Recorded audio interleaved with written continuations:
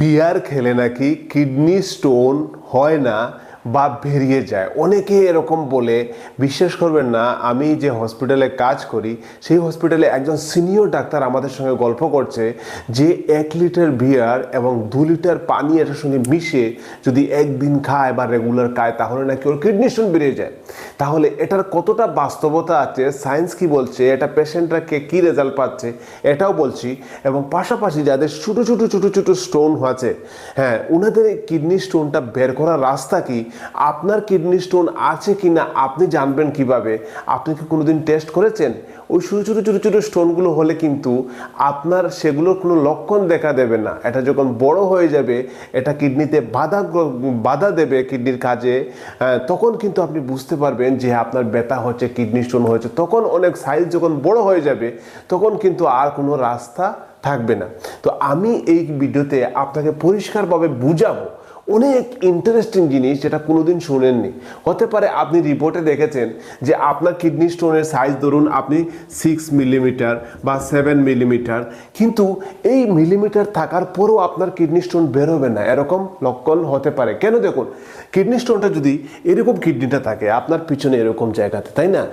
এই কিডনিটার যদি উপরের পোর্শনের স্টোনটা থাকে এরকম, মানে আপার পুল লোয়ার পুল, আপার পুলে যদি কিডনি স্টোনটা থাকে তাহলে এটা বেরোনোর সম্ভাবনাটা অনেক বেশি থাকে। কিন্তু এই সমান সমান সাইজের একটা স্টোন যখন কিডনি লোয়ার পুলে থাকে তখন এটা এদিকে উঠে এই পাইপ দিয়ে বেরোতে অনেক কষ্ট হয় গ্র্যাভিটির কারণে বা এই যে স্ট্রাকচারের কারণে। লোয়ার পুলে সমান সাইজের স্টোন যদি লোয়ার পুলে থাকে সেটা বের হওয়ার সম্ভাবনাটা কম থাকে। এবং এই যে পাথর, এটা এক ধরনের পাথর নয়। কিডনি স্টোন শুধু পাথর নয়, যে কোনো একটা পাথর হয়ে গেল। আপনি যে ঘরের বাইরে যে পাথরগুলো দেখেন বিভিন্ন কালারের, একটা শক্ত পাথর, একটা নরম পাথর দেখেছেন, একটা সাদা পাথর, একটা কালো পাথর, একটা ব্রাউন পাথর, এরকমই আপনার পাথরটা কিন্তু কিডনিতে হয়। তাহলে এত ইম্পর্টেন্ট জিনিস আমি আপনাকে এখানে বুঝাবো যে ছোটো ছোটো পাথরগুলো হলে আপনার কিডনিতে আপনি এটা কিভাবে বার করবেন। ঠিক আছে, এগুলো আপনি জানতে পারবেন। আমি আর অনেক কিছু বোঝাচ্ছি আপনাকে। প্রথমে আমরা জানি যে এই যে বিভিন্ন ধরনের পাথর আপনার কিডনিতে হয়, এটার উপর এটা কেন হয়, এটার কারণটা কি? আগে দেখুন, একটা পাথর আপনাকে বলি। এই যে ধরুন মিনারেলস, আমরা যে মিনারেলস নিশ্চয়ই শুনেছেন আপনি, ভাইটামিন, মিনারেলস। এই যে মিনারেলসটা ওয়ার্ডটা, এই মিনারেলস এবং লবণ, এই দুটো জিনিস মিলে কিন্তু আপনার কিডনি স্টোন হয়। এই মিনারেলসের মধ্যে অনেকগুলো জিনিস পড়ে, যেমন একটা হচ্ছে ক্যালসিয়াম অক্সালেট। এই ক্যালসিয়াম অক্সালেট এক ধরনের কিডনি স্টোন। এটার জন্য এক ধরনের কিডনি স্টোন হয়, 4-5 ধরনের কিডনি স্টোন হয় আপনার কিডনিতে, এক ধরনের স্টোন নয়। এর মধ্যে এই ক্যালসিয়াম অক্সালেট দিয়ে যে কিডনি স্টোনটা হয়, এটা হওয়ার পিছনে কারণটা কি জানুন? যে আপনি কি কি খাবার খেলে আপনার কিডনি স্টোন, এই ক্যালসিয়াম অক্সালেট টাইপের পাথরটা আপনার কিডনিতে, এই পাথরটা হতে পারে। কেন হয়? যেমন আপনি পালং শাকের যদি বেশি খান, পালং শাক অনেক ভালো জিনিস, কিন্তু অতিরিক্ত যখন খাবেন এই পালং শাকের মধ্যে পাওয়া যায় অক্সালেট। এই যে অক্সালেটটা বেশি খাওয়ার কারণে আপনার কিডনি স্টোনের মধ্যে এই অক্সালেটযুক্ত পাথর হয়ে যাওয়ার সম্ভাবনাটা বেড়ে যায়। পাশাপাশি চকলেটের মধ্যে থাকে, বাদামে থাকে, চায়ের মধ্যে থাকে। আপনি দিনে 6-7 কাপ চা খাচ্ছেন শুধু, এই চায়ের মধ্যে কিন্তু অক্সালেট বেশি পরিমাণে থাকে এবং আপনার কিডনি স্টোন হয়ে যাওয়ার সম্ভাবনাটা অনেক বৃদ্ধি পায়। বুঝতে পারছেন? তো এগুলোর কারণ একটা হতে পারে। নেক্সট হচ্ছে কি, আরও এক ধরনের কিডনি স্টোন হয়, যেমন ইউরিক অ্যাসিড স্টোন। মানে যাদের শরীরে ইউরিক অ্যাসিড অতিরিক্ত পরিমাণে থাকে ওনাদেরও কিন্তু এই কিডনি স্টোন হয়ে যাওয়ার সম্ভাবনা থাকে, যে স্টোনটা হচ্ছে ইউরিক অ্যাসিড স্টোন। এরকম ইউরিক অ্যাসিড দিয়ে স্টোনটা তৈরি হয়েছে। আরও এক ধরনের স্টোন থাকে, যেমন ক্যালসিয়াম ফসফেট। এই যে ক্যালসিয়াম ফসফেট, এটাও এক ধরনের পাথর, যে পাথরটা কোথায় থাকে আপনার কিডনিতে হতে পারে। ধরুন এটা ব্রাউন কালারের পাথর। কেন হয় এটা? কারণ হচ্ছে এই যে স্টোনটা, এটা অ্যাকচুয়ালি যাদের ইউরিনটা অ্যালকালিন হয়, মানে একটা স্কেল থাকে অ্যালকালিন অ্যাসিডিক, এই ইউরিনের যে স্কেলটা, এটা যদি অতিরিক্ত অ্যালকালিন ইউরিন হয় তখন এই পাথরটা হয়ে যাওয়ার সম্ভাবনাটা থাকে।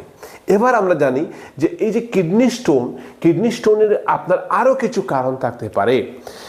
যারা জল কম খায়, দিনে 2.5 থেকে 3 লিটার আপনার শরীরে জল দরকার, জল যখন খাচ্ছেন আপনার কিডনি ভালো করে ফিল্টার করছে, কিডনি ওয়াশ আউট হচ্ছে, আপনি জল একদম কম খাচ্ছেন, কিডনির মধ্যে পাথর জমছে। নেক্সট হচ্ছে ইউরিন যারা দীর্ঘ সময় ধরে হোল্ড করে রাখে, আপনি কোথাও ট্রাভেল করছেন, না এখন ইউরিন করবো না, আপনি অফিসে বসে আছেন, না এখন ইউরিন করবো না, আপনি ঘুমিয়ে আছেন, ঠান্ডা বেরোবো না, আজকে রাত্রে ঘুমিয়ে যাই, ইউরিনে যাব না, ঠান্ডা বেশি। তাহলে এই যে দীর্ঘ সময় ধরে আপনি ইউরিনটা হোল্ড করে রেখেছেন, যার কারণে কিন্তু আপনার পাথর হয়ে যাওয়ার সম্ভাবনাটা বৃদ্ধি পায়। এবার আমরা জানি এই যে অনেকে জেনেটিক কারণে দেখবেন একটা পরিবারে হয়েছে, দাদারা হয়েছে, বাবার হয়েছে, তারও কিডনি স্টোন হয়ে গেছে, ভাইয়ের হয়েছে, বোনের হয়ে যাচ্ছে, মার হয়েছে, ছেলের, কেন? এই যে এটা জেনেটিক কারণে, বা একই পরিবারের খাবারের যে সিস্টেমটা বা জলের যে সিস্টেমটা, এই যে এক এক ধরনের খাবার কারণে কিডনির মধ্যে রোগটা কিন্তু অনেকটা জেনেটিক কারণেও হতে পারে। এবার আমরা জানি সিমটমস, কিডনি রোগের লক্ষণ কী। এই যে কিডনির মধ্যে পাথর হয়েছে, আপনি কি লক্ষণ? এই তো এখানে ব্যথা করবে, এখানে ব্যথা করবে, আর অনেক সময় ব্যথাটা যদি পিছনে গিয়ে, এখানে কিডনি থাকে তো পাথরটা নেমে গিয়ে এখানে আটকে গেছে, একদম কোমরের নিচেও ব্যথা শুরু করবে, এত চিৎকার, বিশ্বাস করবেন না। হসপিটালে রাতে 2টোর সময় কিডনি পেশেন্ট আসে, কান্না করে, একদম মানে বয়স্ক মানুষ কিন্তু এত ব্যথা সহ্য করতে পারে না। যেভাবে একজন প্রেগনেন্ট মহিলা যখন ডেলিভারি হয় তার চেয়েও বেশি ব্যথা পেশেন্ট অনেক সময় রাতে আসে, যাদের কিনা যেহেতু ব্যথা হয়। দেখুন কেন ব্যথা হয়, এটা কিডনি থেকে একটা বড় পাথর হয়েছে, সে জানতেই পারলো না তার পাথর। হঠাৎ একদিন এই পাথরটা এদিকে মুভ করে এই পাইপ দিয়ে এসে ধরে রাখুন এই জায়গাটা শুরু, হঠাৎ করে এই পাইপটার মধ্যে আটকে গেল, এই পাইপটার মধ্যে পাথরটা আটকে গেল। নিয়মে এই যে পাইপটা দিয়ে কিন্তু কি হয়, এই পাইপটা দিয়ে ইউরিনটা কিডনিটা রক্তটা পরিষ্কার করে জলটাকে এই পাইপ দিয়ে নিয়ে এসে আমাদের ইউরিনারি ব্লাডার বা মূত্রথলির মধ্যে নিয়ে এসে প্রায় 500 থেকে প্রায় 500 ml বা 600 ml জল, আধা লিটার জল এখানে জমা হয়। এই জলটা কোথা থেকে আসে, প্রস্রাবটা কোথা থেকে আসে? কিডনি থেকে। এই যে পাইপটা, যাকে আমরা ইউরেটার বলে থাকি, এই পাইপ দিয়ে কিন্তু আসে। যখন এই পাথরটা এসে এখানে আটকে যাবে, একটা পাইপ, জলের পাইপ, সেটা আটকে গেছে, তার মানে কি, জল তো এখানে কন্টিনিউ রক্ত ফিল্টার কন্টিনিউ হচ্ছে এবং এখান থেকে ইউরিন প্রোডাকশন হচ্ছে, এবং ইউরিন প্রোডাকশন হয়ে এদিকে নামার কথা, কিন্তু এখানে জাম লেগে গেছে। জাম লাগার কারণে এই পাইপগুলো এভাবে ফুলে যাবে, এভাবে পাইপগুলো অনেক ফুলে যাবে, মানে বাস্ট মেরে দেবে, এক কল মানে বাস্ট হয়ে যাবে। এরকম যদি ফুলে যায় তাহলে এখানে কি হয়েছে, জল জমছে, ইউরিন জমছে। এত ইউরিন জমে যখন মানে একটা সিটি স্ক্যান করা হয় বা একটা এমআরআই করা হয় বা একটা আলট্রাসোনোগ্রাফি করা হয়, দেখা যায় অনেক বড় হয়ে গেছে। জেনারেলি এই যে পাইপটা, এটার সাইজ হচ্ছে 3 to 4 মিলিমিটার হয়, অনেক ছোট থাকে, মানে দেখা যায় না চোখে, অনেক কষ্ট করে এটা বের করতে হয় যখন ডায়াগনোসিস করা হয়। তখন এই পাইপটা এত বড় হয়ে যায় জলের কারণে, এই বড়, ঠিক আছে, সাপের মতো আকার ধারণ করে, এবং জল জমতে জমতে কিডনির মধ্যে হাইড্রোনেফ্রোসিস হওয়ার সম্ভব, এখানেও জল জমে যায়। আরে বাবা, কিডনিও ড্যামেজ হয়ে যাচ্ছে। হ্যাঁ, আপনি চিন্তা করে দেখুন, এত বড় একটা কমপ্লিকেশন হঠাৎ করে দেখা দেয়, পাথরটা এসে এখানে আটকে গেছে। তো এই যে আটকার আগে আপনাকে সচেতন হতে হবে। ছোট ছোট stone 2 millimetre, 3 millimetre, 5 millimetre, 6 millimetre, 7 millimetre আগে যদি আপনি ধরতে পারেন, তাহলে সেই পাথরটা আপনি নর্মালি বার করবেন, আপনি বুঝবেনও না। কিন্তু যখনই এই 8 মিলিমিটার, 9 মিলিমিটার, 10 মিলিমিটার আর 20 মিলিমিটারের পাথর, প্রায় 2 সেন্টিমিটারের পাথর করে নিলেন, অনেকে তো 1 ইঞ্চি পাথর, পুরোটা কিডনি জুড়ে পাথর হয়ে গেছে, সাদা একটা পাথর ধরা পড়েছে, তাহলে তো ওটা সার্জারি লাগবে, তাই না? তো আপনি চিন্তা করে দেখুন, এটাই হচ্ছে ব্যাপার।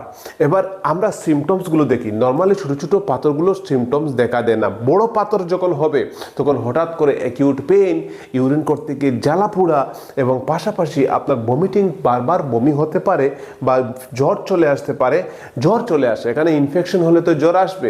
কিডনি চেষ্টা করছে, আপনাকে এখানে কাজ করতে পারছে না, ব্যাঘাত হচ্ছে, তখন আপনার শরীরকে একটা সিগন্যাল দেবে যে হ্যাঁ, আমি কাজ করতে পারছি না, তোমাকে জ্বর দিয়ে বোঝাতে চেষ্টা করবে যে আমি কিডনি কষ্টে আছি, ট্রিটমেন্ট করো, ঠিক আছে?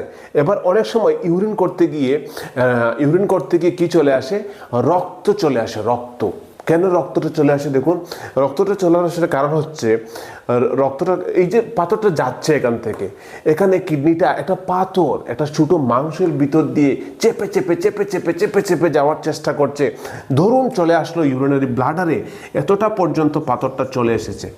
তারপরে যে ইউরিনটা করতে যাবেন, হতে পারে এই যে ইউরিনারি ব্লাডারের পরে এখানে ইউরেথ্রা বলে একটা পোরশন থাকে, যেদিকে আপনি ইউরিনটা করেন, এই ইউরেথ্রার মধ্যেও কিন্তু ছোটো একটা পাইপ থাকে ইউরেথ্রা। এই পাইপ দিয়ে যখন পাথরটা যাওয়ার চেষ্টা করে, এখানেও তো আটকে যাবে, হঠাৎ করে ইউরিনটা আটকে যেতে পারে। আপনার পেশাব করতে গেছে, ও মা ইউরিন যাচ্ছে না কেন, আটকে গেছে। হতে পারে পাথর গিয়ে এখানে আটকে গেছে, একদম পাইপটা এখানে পাইপটা ব্লক করে দিয়েছে। ব্লাডারে ইউরিন আছে, কিন্তু এই পাইপটা গিয়ে এখানে আটকে গেছে, এখানে গিয়ে আটকে গেছে, বুঝতে পারছেন? তো এগুলো হচ্ছে লক্ষণ। এখানে যখন আটকে এলো, তখন এটা ফেটে, দ্রুত প্রেসার দিয়ে আপনি ইউরিন করছেন, এগুলো ফাটে দিচ্ছে, লগে আপনার কি হচ্ছে, রক্ত এখান থেকে ফেটে পেশাবের সাথে আপনার রক্তও কিন্তু বেরোতে পারে, যাদের ইউরিন কিডনিতে পাথর আছে। বুঝতে পারছেন কীরকম ব্যাপারটা? এবার আমরা জানি যে সাইজের উপর ডিপেন্ড করে, কিছু সাইজ, যদি আপনার সাইজটা মানে 5 মিলিমিটারের কম থাকে, 5 মিলিমিটার মানে বুঝতে পারছেন অনেক সরু একটা, মানে 1 সেন্টিমিটারের হাফ, অনেক কম, 90% চান্স আছে আপনার এটা নর্মালি বেরিয়ে যাবে। ঠিক আছে, নর্মালি বেরিয়ে যাবে। যদি এটা 7 মিলিমিটারের আশেপাশে হয়, তাহলে দেখা গেছে 50% চান্স আছে, 50% চান্স আছে এটা বেরোয় যাবে, 40% হতে পারে, কারণ এটা অনেক সময় নিচে চলে গেল, পাথরটা হয়ে গেল নিচে কিডনির লোয়ার পুলে, তাহলে এটা চান্সটা কমে গেল। এখান থেকে গ্র্যাভিটির কারণে বা এই যে স্ট্রাকচারাল কারণে আপনি দাঁড়িয়ে আছেন, এটা উপরে উঠে তারপরে যাবে, এই স্ট্রাকচারাল কারণের জন্য এটা 30 to 40% হয়ে যেতে পারে, চান্স কম, বেরোবে না। উপরে থাকলে 50 to 60% চান্স আছে যে আপনার পাথরটা দ্রুত বেড়ে যাবে, যদি 7 মিলিমিটার হয়। এবার 8 মিলিমিটার হয়ে গেল, 9 মিলিমিটার হয়ে গেল, কোনো রাস্তা নেই, হতে পারে মোস্ট অফ দ্য কেসে তখন একটা শক ওয়েভ দেওয়া হয়। শক ওয়েভ মানে এই যে এটাকে বলা হয় ESWL, এক ধরনের মানে লিথোস্ট্রপি, মানে এক ধরনের ওয়েব বুঝেছেন, মানে আলট্রাসোনোগ্রাফি করবে আপনার, বা আপনার ফ্লোরোস্কোপি করা হবে, করে এখানে একটা ধরনের বাইরে থেকে এক ধরনের আপনি দেখতে পারবেন না, একটা আঘাত দেওয়া হবে কিডনির উপরে, পুরা পাথরের উপরে গিয়ে পড়বে, এক্সট্রা কোথাও পড়বে না, একদম লোকেশন ফিক্সড করে বাইরে থেকে একটা শক ওয়েব মারা হবে, যেটা আপনার ওই ওয়েবটার কারণে পাথরগুলো, ধরুন এখানে পাথর হয়েছে, এটাকে ফাটিয়ে দেবে, এভাবে ফেটে যাবে, ফেটে এগুলো ফ্র্যাগমেন্ট হয়ে ছোটো ছোটো কণায় পরিণত হবে, এবং তারপরে কণাগুলো ইউরিনের সাথে বেরিয়ে চলে আসবে। বুঝতে পারছেন? তো এটা কিন্তু 8 মিলিমিটার 9 মিলিমিটার উপরে যখন হয়। ঠিক আছে, এবার আমরা জানি যে আপনার যদি এরকম ছোটো ছোটো পাথর থাকে, এটা সমাধানটা কি? সমাধানটা ভেরি সিম্পল বন্ধু, আপনি প্রতিদিন জল খেতে হবে, আপনি নিজের প্রতিদিন 2.5 থেকে 3 লিটার জল খাবেন, আপনার লাইফস্টাইল মেনটেন করবেন, কারণ এর থেকে যদি কমান আপনার ভবিষ্যতে আবারও হতে পারে। আপনি একটা জিনিস শেখার চেষ্টা করবেন, সেটা হচ্ছে লেমন ওয়াটার, মানে লেবুর জল। ন্যাচারাল সাইট্রিক অ্যাসিড থাকার কারণে এটা আপনার কিডনি পাথরকে রিমুভ করতে ন্যাচারালি হেল্প করে। এটা এক ধরনের মেডিসিন ধরে রাখুন, মেডিসিন ভেবে আপনি লেবুর জল সকালে ঘুম থেকে উঠে আপনি খালি মানে একটা সময় দিনে একবার হলেও আপনি খাবেন এই লেবুর জল 1 গ্লাস, হ্যাঁ, তাহলে কিন্তু দেখবেন এটা সাইট্রিক অ্যাসিড থাকার কারণে কিডনি স্টোন বের করার জন্য মেডিসিনের মতো কাজ করবে। ঠিক আছে, এবং পাশাপাশি আপনি লবণ কমিয়ে খাবেন, আর ডাক্তাররা অনেক সময় কিডনি স্টোন রিমুভ করার জন্য মেডিসিন অ্যাডভাইস করেন, সেই মেডিসিনটা যদি অ্যাডভাইস করেন ডাক্তাররা, তখন আপনি সেটাও ফলো করবেন। আর যদি এই যে বিহারের কথাটা বন্ধু, বিহার যদি এই যে ডাক্তার অনেকে বলে এরকম এটা খেলে কমে যাবে বেড়ে যাবে, এটা কিন্তু আপনার এটা থেকে জল বেশি কাজ করে, আপনার বিয়ার কাজ করবে না, কারণ বিয়ার খাওয়ার পরে এটা এক ধরনের টক্সিন, আপনার লিভারের জন্য ভালো নয়, আপনার শরীরের জন্য ভালো নয়। আপনার শরীর চেষ্টা করবে খুব দ্রুত এগুলো অ্যালকোহলগুলো আপনার শরীর থেকে বের করার জন্য। এই জন্য যখনই আপনি খাবেন, দ্রুত আপনার বারবার ইউরিন হবে, বারবার প্রস্রাব পাবে, এবং অতিরিক্ত প্রস্রাব করার কারণে আপনার শরীর থেকে জল বেরিয়ে চলে গেল, এবং আপনি কোথায় চলে গেলেন, মানে ডিহাইড্রেশনে চলে গেলেন। আর ডিহাইড্রেশন হওয়ার কারণে কিডনি অতিরিক্ত প্রেশার পেয়েছে, কিডনি থেকে বারবার অতিরিক্ত কাজ করেছে, আপনার কিডনি ইরিটেট হয়ে যাবে। ইরিটেট মানে বুঝতে পারছেন, মানে ধরুন আপনি দাঁড়িয়ে আছেন আর আপনার আশেপাশে অনেক সাউন্ড আসছে, মানুষের উল্টাপাল্টা কথা বলছে, আপনার ব্রেনটা একদম ইরিটেট হয়ে গেছে, আপনাকে এবার বলছে পড়াশোনা কর, পারবেন পড়াশোনা করতে? আপনি ইরিটেট হয়ে গেছেন। তো সেম টু সেম, মানে আপনি ইরিটেট হয়ে যাবেন, আপনার কিডনি ইরিটেট হয়ে যাবে এই বিয়ার খেলে। উল্টা আপনার ডিহাইড্রেশন হবে, হেডেক হবে, আপনার শরীরের যদি ব্লাড প্রেশার আছে, যাদের সুগার আছে, ওনাদের জন্য তো একদম ভালো নয়। তো আপনি যারা রুগী আছে, অ্যাসিড আছে, ইউরিক অ্যাসিড আছে, ওনাদের তো স্টোন হয়, তো এটা একদম ভালো নয়। এটা বিয়ার খাওয়া, এই যে পরামর্শটা, এটা একদম ভুল, এটা একদম মানে ভুল ধারণা মানুষের। এটা ছাড়ুন, জল খাবেন, এটা হচ্ছে বেস্ট। 2.5 থেকে 3 লিটার লেবুর জল খাবেন, ডাক্তার যা অ্যাডভাইস করবে সেটা করবেন। ছোট স্টোন হলে বেরিয়ে যাবে, বড় স্টোন হয়ে গেলে আপনার কিন্তু ট্রিটমেন্ট করতে হবে। আর আরও একটা সবচেয়ে জিনিস, যাদের সিমটমস নেই তারপরও আপনি একটা USG lower abdomen, USG lower abdomen, ABD lower abdomen, USG lower abdomen যদি আপনি করেন, তাহলে এই রিপোর্টে চলে আসবে যে আপনার কিডনি স্টোন আছে কিনা, আপনার ব্লাডারে কোথাও আছে কিনা, এগুলো পুরো একদম সুস্থ আছে কিনা জেনে নেবেন।